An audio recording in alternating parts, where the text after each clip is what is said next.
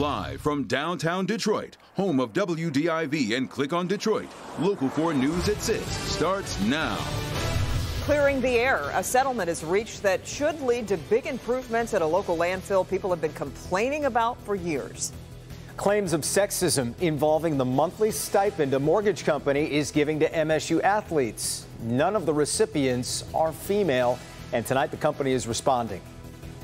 And there's no way she could have seen it coming. A neighbor's accidental gunshot hits a Dearborn woman, sending her to the hospital.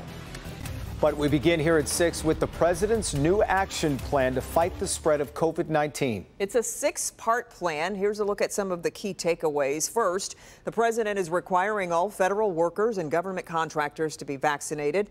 The Labor Department will also require businesses with more than 100 employees to require the vaccine or test unvaccinated workers weekly. It could impact as many as 100 million Americans. There's also a focus on schools. The White House is encouraging states to require the vaccine for school employees. It also wants regular testing programs set up in schools. And finally, the plan addresses treating COVID. It increases the number of DoD clinicians helping hospitals and will send out more monoclonal antibody treatments. This is a pandemic of the unvaccinated. And it's caused by the fact that despite America having unprecedented and successful vaccination program, despite the fact that for almost 5 months, free vaccines have been available in 80,000 different locations, we still have nearly 80 million Americans who have failed to get the shot. An even deeper dive on the president's plan coming up next on NBC Nightly News with Lester Holt. That's right after our newscast. All right, we do have some breaking news to tell you about at this hour. We're following some news from Detroit's west side. That's where a Detroit police officer has been grazed by a bullet. This happened near Cambridge and Burwood in the area of Outer Drive in Wyoming. Detroit police say a suspect has been shot and taken to the hospital. We are expecting an update from the chief, and we'll bring you the latest on air and online once we learn more. Absolutely will. A terrifying ordeal for a woman and her child in Dearborn. As they slept, a bullet came through a wall of their home and hit the woman. It happened at Georgetown Commons. It's a condo complex near Michigan and Schaefer. Larry Spruill is live there now. Larry, first off, what can you tell us about the victim, the woman, the condition that she is in tonight? Yeah, well, Kimberly, she is in the hospital recovering with non-life-threatening injuries right now. And that shooting happened earlier this morning inside this apartment complex here in Dearborn. Now, tonight I talked to the neighbors and the family members about this incident. Who handles a gun at 5 in the morning? That's the question many are wondering, especially the family of a woman shot inside her home in this Dearborn neighborhood Thursday morning.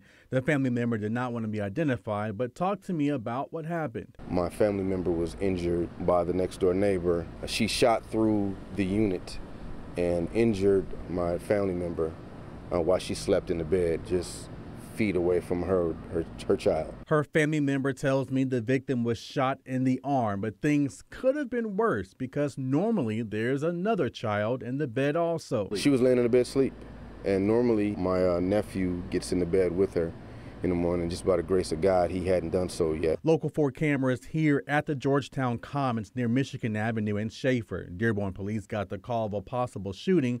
That's when they learned the bullet came from the neighbor next door's gun.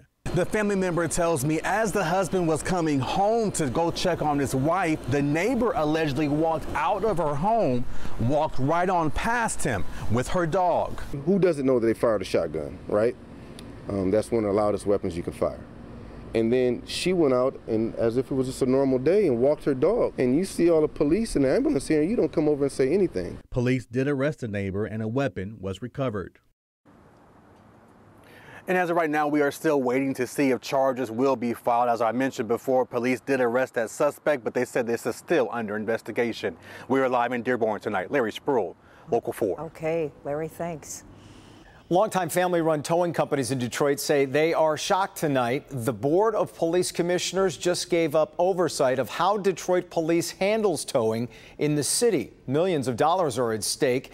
The move is to halt corruption. Local 4 defender Sean Lay joins us. And Sean, the towing companies themselves were left out of this major move. So we're bringing them in with their side of this tonight. And here's the deal. Mayor Duggan told us a couple of weeks ago that the current way towing is handled in the city of Detroit just invites corruption. However, there was a big change late today, and longtime tow companies say it's going to hurt them, their family businesses, and all the Detroiters they hire. The tow resolution is next. Late today, Detroit's Board of Police Commissioners gave up oversight of towing and how Detroit Police handles tow companies. The process for awarding towing permits should be transferred to the City Office of the Chief Procurement Officer. This means tow companies must now bid for tow contracts with the city. The aim to end corruption related to towing, police, and politicians. Only one commissioner voting against the change. We are the representatives of the community. Part of that community are, in fact, towers who pay lots of taxes. This goes back to Boulevard and Trumbull head Gasper Fiore, convicted of bribery, and 6 Detroit police officers who were found guilty of taking cash kickbacks to funnel business to tow companies. Not at the table for today's decision, longtime Detroit tow companies who have worked in the city for years. Very shocking to all of us. Very shocking. Barry Foster and Julie Sema are Detroit tow company owners. City Council will now have a say in who gets tow contracts, but 3 members of council are under an FBI investigation related to towing and corruption. I feel like we've been tainted because of bad actors and things that have been done in the past. So at this point going forward, don't punish us for anyone else's sins. Get rid of the bad actors. Just give us the opportunity. Be fair to us as well. Don't shut us out. We've never done that to anyone. So why do that to us? Back here live, other tow companies got in touch with us today, and they said that these big decisions about towing in Detroit should be made after November, and a new city council comes in, not with the current council and 3 members currently under investigation. The safety net for these towing companies were 5-year permits issued by the Detroit Police and City. Those now expire at the end of this month, so tow companies will have to sign a contract with the city. We're told those contracts can be eliminated or canceled within 30 days of signing them. We're live tonight. Sean Lay, Local 4, back to you. All right, Sean, thank you. The EPA monitoring levels of toxic benzene gas in homes near the underground fuel leak at Ford's Flat Rock plant. 1,100 homes remain evacuated in parts of the city as the EPA continues its testing. We've learned the state received a tip about the issue at the plant last week. Eagle is asking Ford to mitigate all risks and report back to them as people are allowed back into their homes. No word on when, though, they'll get the all clear. Gift cards will be available tonight at Flat Rock High School. Proof of residency, though, is required. In a Local 4 News update, a settlement is reached between state and federal regulators and Arbor Hills Energy in connection with the North at its landfill gas-to-energy facility. State and federal officials allege the company had several Clean Air Act violations. Arbor Hills Energy will also pay a civil penalty of $750,000, split evenly between the U.S. and Michigan. The newly announced sponsorship of MSU's football and men's basketball teams by United Wholesale Mortgage is raising questions of equality.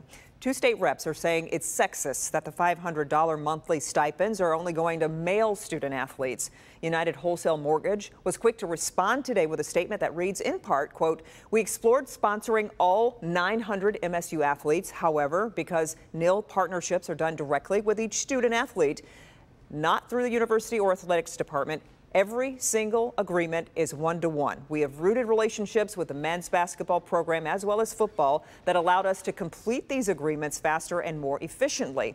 This is new to everyone, and we are continuing to explore additional MSU teams, but we're going to walk before we run with this.